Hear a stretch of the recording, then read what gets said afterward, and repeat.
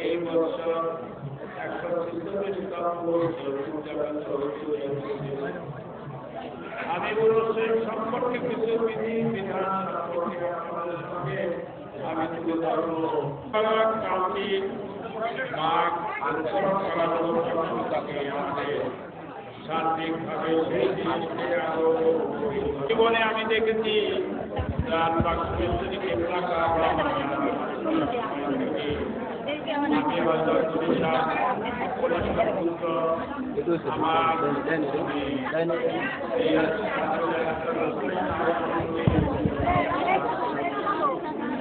আমার বড় কথা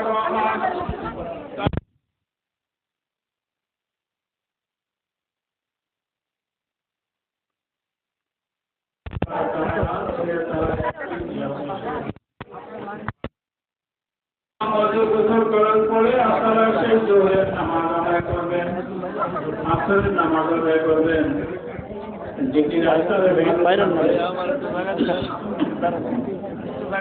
আমরা অপেক্ষা করতে থাকবেন যে বাদ মাগরিব সেই আশা মুবারক দরবারে আউলিয়া সুরেশ্বর দায়রা শরীফে সেই বিভিন্ন বর্তমানে আগে একই স্থান থেকে সেই 5খানা আশা মোবারক বের হতো। আমরা পাঁচ ভাই সেই 5 জায়গায় এখন 5খানা আশা মোবারক রয়েছে। এখন যাদের সেই বাসস্থান থেকে সেই পবিত্র আশা মোবারক বাদ মাগরিব অর্থাৎ মাগরিবের নামাজ পড়ার পরে সেখানে সারিবদ্ধভাবে সবাই দাঁড়িয়ে যাবেন এবং সেখানে দুরূদ শরীফ এবং জিকিরের হালতে দাঁড়িয়ে যাবেন। সবাই আদাবের সাথে দাঁড়িয়ে যাবেন। সেই 5 শীর্ষক থেকে 5খানা আশা মোবারক আমার দাদান কেবলা রওজা শরীফে, বাবাজান কেবলা রওজা শরীফে সেখানে আদাবের সাথে নেওয়া হবে। দেরি করবেন না। দূর দূরান্তের থেকে আপনারা সালাম জানাবেন।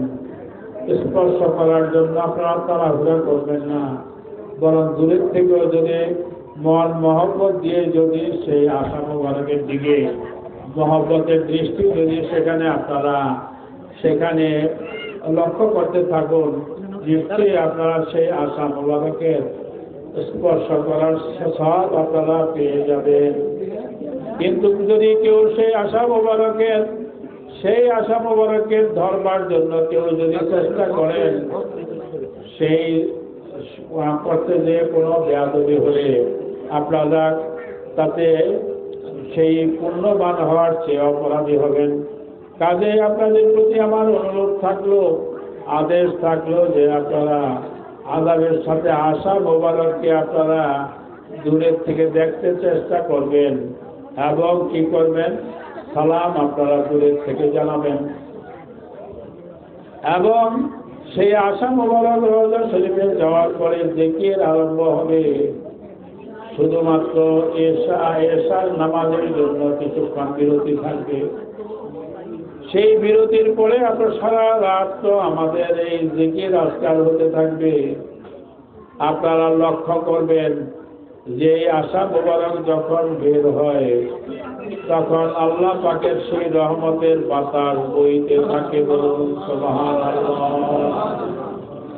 এবং সারা রাত যখন জিকির হইতে থাকে তখন আশিকানগণ চেয়ে দেখবেন আকাশের দিকে। সেই আকাশ দিয়ে যেন সে আল্লাহর রহমতের ফেরেশতাগণ বিচরণ করতে থাকে এবং সেই আল্লাহ পাকের তরফ থেকে, আল্লাহ রাসূল সাল্লাল্লাহু আলাইহি ওয়াসাল্লামের তরফ থেকে রহমত বরকত সেখানে আসতে থাকবে। পিরান পীর দস্তগীর রহমতের তাদের দিক থেকে সে ফয়েজ বরকত রহমত আসতে থাকবে। সকল তরিকার ইমামদের তরফ থেকে সে ফয়েজ বরকত রহমত আসতে থাকবে। 207 তরিকার ইমাম কাদিয়া, চিশতিয়া, নকশবন্দিয়া, মুজাদ্দিদিয়া, সোহরাওয়ার্দিয়া, ওয়াইসিয়া, মাসুমিয়া তরিকার ইমামগণের তরফ থেকে যে ফয়েজ বরকত রহমত খেলাফত রাসূলুল্লাহ পীর আল্লামা হযরত শাহ সুন্নি সৈয়দ ফতেহ আলী ওয়াইসি হুজুর পেয়েছিলেন, সেই জিনিস তিনি তার সেই অন্যতম বিশিষ্ট ৩৫ জন মুরিদ খলিফাকে তিনি দান করেছেন। সর্বোপরি তিনি তার কন্যা দর্জে মখমুম হযরত সৈয়দা জোহরা খাতুনকে দান করেছেন। হযরত সৈয়দা জোহরা খাতুনের কাছে বাবা ফতে আলী ওয়াইসি হুজুর তিনি দেখেছেন যে আল্লাহ পাকের তরফ থেকে তিনি ফয়েজে নেসবতে জামিয়া তিনি অধিকারিণী হয়েছেন। সেই ফয়েজে নেসবতে জামিয়া তোমরা যে দুই দিক আপনারা সেই জিকিরের জন্য আপনারা চেয়ে দেখবেন, সেই সপ্ত আকাশের উপর থেকে কিভাবে সেই রহমত বর্ষিত হতে থাকে, এই বসে থাকে আকাশের দিকে, শেষ রাতের দিকে তাকিয়ে থাকবেন, সেই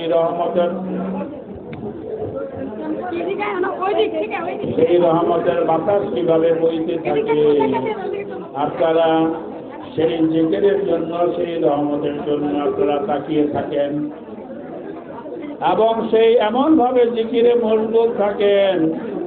এই তাহাজ্জুদের নামাজের সময় যেমন ভাবে মানুষ যখন তাহাজ্জুদের নামাজ পড়ে তখন সেই প্রত্যেক মুমিন বান্দা তখন সে লক্ষ্য করতে থাকে যে কি যে সে আল্লাহ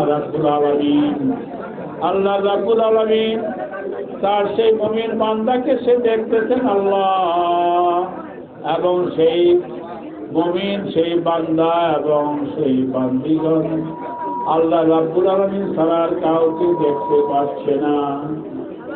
এই 19শে মাঘ এই জিকিরের মারফতে আপনি এমন ভাবে কি করবেন, ফারাফিস শাইখ নিজের পীর মুর্শিদ কেবলার সঙ্গে ফানা হয়ে যাবেন এবং সেই আপনি ফানাফির রাসূল সাল্লাল্লাহু আলাইহি ওয়াসাল্লামের দিকে খেয়াল হয়ে থাকবেন এবং তার সঙ্গে ফানা হয়ে যাবেন এবং ফানা ফিল্লাহ মানে আল্লাহর সঙ্গে ফানা হওয়ার জন্য চেষ্টা করবেন। আল্লাহ রাব্বুল আলামিন যাকে তৌফিক দান করেন সেই শুধু ফানা হতে পারবে।